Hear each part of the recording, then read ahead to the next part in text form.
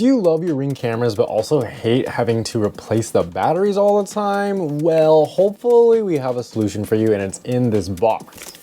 And it's gonna be these solar panels that plug directly into the Ring cameras. On the back of it, it has this port. You can leave the batteries in the camera, so that way this charges it, and when there's no sun, you use the battery, but when there is sun, it charges the batteries back up and powers it. I'll put on screen the cameras that it is compatible with, but it is compatible with a lot of them. Not only does it have this DC port, but it also has a DC to USB Type-C adapter. So if you have any devices that are like that, this adapter will just plug in here. It is waterproof, the connector, and go into your cameras with the USB-C or DC. Here's the mount that it comes with. So it mounts 3 holes into the wall, and then you're able to untwist this to make a bunch of adjustments to the head of it. You can twist it pretty much any way that you like and then lock it back up into the position that you like. Of course, it comes with 2 of these because there's 2 solar mounts, and it comes with all the hardware required. So self-tapping screws and drywall anchors. It's enough talk. Let's go ahead and install some of these guys on our cameras. So girlfriend and I are getting ready to put it on the roof. You can see we have our ladder and everything just set, but I wanted to show you the actual power of it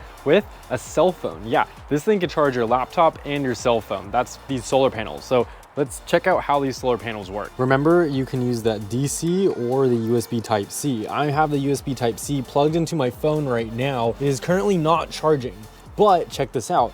If I flip the solar panel over, even on a cloudy day, it starts charging. Check that out, y'all. And it's not even sunny. It is overcast as heck, but it'll start charging. I flipped it off. You can see the phone turns on because it has a power disconnect. But if we flip it back over, it'll light up at the bottom again and it'll start charging. So that's pretty much how it's gonna work with the Ring cameras.